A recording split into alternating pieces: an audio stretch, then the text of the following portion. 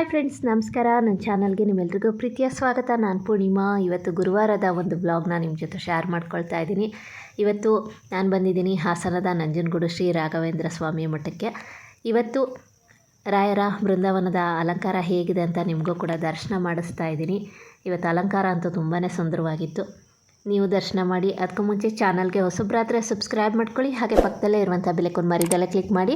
ಇದರಿಂದ ಹೊಸ ವೀಡಿಯೋಸ್ ಬಂದರೆ ನಿಮಗೆ ನೋಟಿಫಿಕೇಷನ್ ಬರುತ್ತೆ. ವಿಡಿಯೋ ಇಷ್ಟ ಆದಲ್ಲಿ ಲೈಕ್ ಮಾಡಿ, ಕಮೆಂಟ್ ಮಾಡಿ, ಹೆಚ್ಚು ಜನಕ್ಕೆ ವಿಡಿಯೋನ ಶೇರ್ ಮಾಡಿ. ನಿಮ್ಮ ಜೀವನದಲ್ಲಿ ಇರುವಂಥ ಕಷ್ಟ ಕಾರ್ಪಣ್ಯಗಳು ದೂರವಾಗಬೇಕು ಅಂದರೆ ನೀವು ರಾಯರ ಪಾದಕ್ಕೆ ಶರಣಾಗಬೇಕು. ಭಕ್ತಿಯಿಂದ ರಾಯರನ್ನು ಪೂಜೆ ಮಾಡಬೇಕು.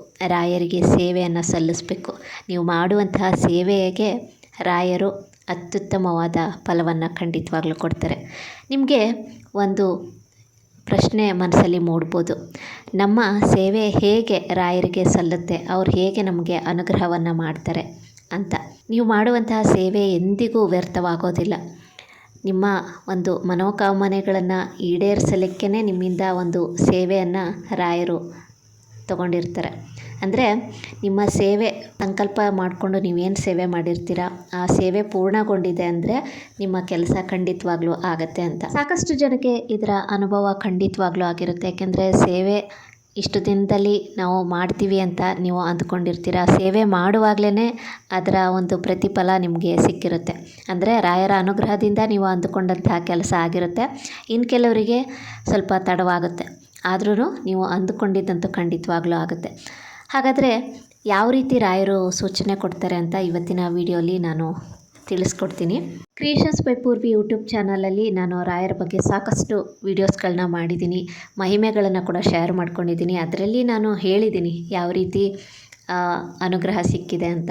ಭಕ್ತರು ತಮ್ಮ ಜೀವನದಲ್ಲಿ ಆಗಿರುವಂಥ ಕೆಲವೊಂದು ಘಟನೆಗಳನ್ನು ನಮ್ಮ ಜೊತೆ ಶೇರ್ ಮಾಡ್ಕೊಂಡಿದ್ರು. ಅದನ್ನೆಲ್ಲನೂ ನಾನು ಕ್ರಿಯೇಷನ್ಸ್ ಬೈ ಪೂರ್ವಿ ಯೂಟ್ಯೂಬ್ ಚಾನಲಲ್ಲಿ ವಿಡಿಯೋ ಅಪ್ಲೋಡ್ ಮಾಡಿದ್ದೀನಿ. ನನಗೇ ಸಾಕಷ್ಟು ಅನುಭವ ಆಗಿದೆ. ಏಕೆಂದರೆ ನಾನು ಸೇವೆ ಮಾಡಿದಾಗ ಅದು ಅನುಗ್ರಹ ಸಿಗುತ್ತೆ ಅನ್ನೋದಕ್ಕೆ ಸಾಕಷ್ಟು ಬಾರಿ ಸೂಚನೆಗಳು ನನಗೂ ಸಿಕ್ಕಿದೆ. ನನಗೆ ತುಂಬ ಸೂಚನೆಗಳು ಸಿಕ್ಕಿರೋದು ಅಂದರೆ ಅದು ಸ್ವಪ್ನದಲ್ಲಿ ಅಂತಲೇ ಹೇಳ್ಬೋದು. ಹಾಗೆಯೇ ಯಾರ್ದೋ ಮುಖಾಂತರನೂ ನನಗೆ ನಿನ್ನ ಕೆಲಸ ಆಗುತ್ತೆ ಅನ್ನೋದನ್ನು ಕೂಡ ರಾಯರು ತಿಳಿಸಿಕೊಟ್ಟಿದ್ದಾರೆ. ಅದಂತೂ ನನಗೆ ತುಂಬಾ ಖುಷಿ ಇದೆ. ಮಂತ್ರಾಲಯದಲ್ಲೇ ನನಗೆ ಮೊದಲ ಬಾರಿ ಆ ಒಂದು ಅನುಭವ ಆಯಿತು. ತುಂಬಾ ಖುಷಿಯಾಯಿತು. ಆ ವ್ಯಕ್ತಿ ಬಂದು ಹೇಳಿದಾಗೇ ನನ್ನ ಜೀವನದಲ್ಲಿ ನಡೀತು.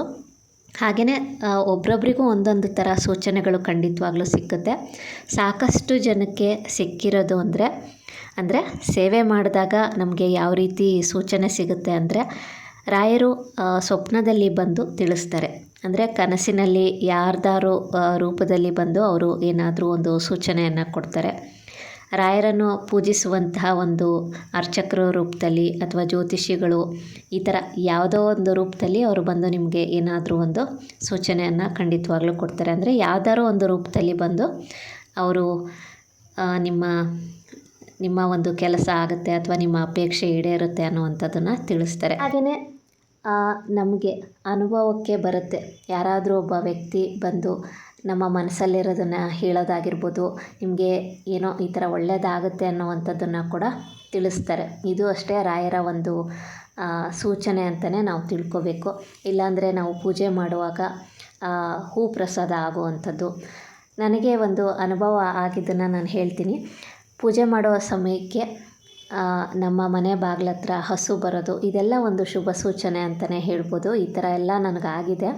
ಪೂಜೆ ಮಾಡೋ ಟೈಮ್ಗೆ ಹಸು ಬರುವಂಥದ್ದು, ಇವೆಲ್ಲ ಒಂದು ಶುಭ ಸೂಚನೆ, ಒಳ್ಳೆಯದಾಗುತ್ತೆ ಅನ್ನೋದಕ್ಕೆ ಈ ಥರ ಸೂಚನೆಗಳು ಖಂಡಿತವಾಗ್ಲೂ ಸಿಕ್ಕುತ್ತೆ. ಒಬ್ರೊಬ್ರಿಗೂ ಒಂದೊಂದು ಥರ ಸೂಚನೆಗಳು ಖಂಡಿತವಾಗ್ಲೂ ಸಿಕ್ಕಿರುತ್ತೆ. ಒಂದೇ ಥರ ಸೂಚನೆ ಸಿಗುತ್ತೆ ಅಂತ ನಾವು ಕೂಡ ಹೇಳೋಕ್ಕಾಗೋದಿಲ್ಲ. ಯಾಕೆಂದರೆ ಅದು ಭಕ್ತಿಗೆ ಅನುಗುಣವಾಗಿ ಸೂಚನೆಗಳನ್ನು ಕೊಡ್ತಾ ಹೋಗ್ತಾರೆ. ಕನಸಿನಲ್ಲಿ ನೀವು ಮಠಕ್ಕೆ ಹೋದಂಗೆ ಆಗಿರುತ್ತೆ. ಅಲ್ಲಿರುವಂತಹ ಆಚಾರ್ಯರು ನಿಮಗೆ ಮಂತ್ರಾಕ್ಷತೆ ಕೊಡೋದು ಅಥವಾ ಕಲ್ಸಕ್ಕರೆ ಕೊಡೋದು, ಹೂ ಕೊಡೋದು, ಈ ಥರ ಏನಾದರೂ ಒಂದು ಕನಸಂತೂ ನಿಮಗೆ ಖಂಡಿತವಾಗ್ಲೂ ಬಿದ್ದಾಗ ಅಥವಾ ಬೃಂದಾವನದ ದರ್ಶನ ನಿಮಗೆ ಆದರೆ ಅದು ಖಂಡಿತವಾಗ್ಲೂ ರಾಯರ ಅನುಗ್ರಹ ನಿಮಗೆ ಆಗಿದೆ ಅಂತಲೇ ಅರ್ಥ. ನಿಮಗೆ ಯಾವುದಾದ್ರು ಸೂಚನೆ ಸಿಕ್ಕಿರುತ್ತೆ, ಆದರೆ ಅದು ನಿಮಗೆ ಏನು ಅಂತ ಅರ್ಥ ಆಗದಲೇ ಇದ್ದಾಗ ನೀವು ಮಠಕ್ಕೆ ಹೋಗಿ ಅಲ್ಲಿರುವಂತಹ ಆಚಾರ್ಯರನ್ನು ಕೇಳ್ಬೋದು. ಅಂದರೆ ಅವರು ನಿಮಗೆ ಕರೆಕ್ಟಾಗಿ ನಿಮಗೇನು ಸೂಚನೆ ಸಿಕ್ಕಿದೆ ಅಂತ ಅವರು ಖಂಡಿತವಾಗ್ಲೂ ಹೇಳ್ತಾರೆ. ಅಂದರೆ ರಾಯರ ಬಗ್ಗೆ ತುಂಬ ಚೆನ್ನಾಗಿ ತಿಳ್ಕೊಂಡಿರ್ತಾರಲ್ಲ, ಅಂಥವ್ರ ಹತ್ರನೂ ನೀವು ಕೇಳ್ಬೋದು. ಅವರು ಏನು ನಿಮಗೆ ಸೂಚನೆ ಸಿಕ್ಕಿದೆ ಅಂತ ಕೂಡ ಅವರು ತಿಳಿಸಿಕೊಡ್ತಾರೆ. ಹಾಗೆಯೇ ಒಂದು ಮಾತು ಹೇಳಬೇಕು ಅಂದರೆ, ನೀವು ಸಂಕಲ್ಪಪೂರ್ವಕವಾಗಿ ಸೇವೆ ಮಾಡಿದ್ರೆ ಅದಕ್ಕೆ ಖಂಡಿತವಾಗ್ಲೂ ಫಲ ಸಿಕ್ಕೇ ಸಿಗುತ್ತೆ. ಅಕಸ್ಮಾತ್ ನಿಮಗೇನಾದರೂ ಫಲ ದೊರಕುವ ಅವಕಾಶವಿಲ್ಲದಿದ್ದಲ್ಲಿ ಸೇವೆಯೇ ನಡೆಯೋದಿಲ್ಲ.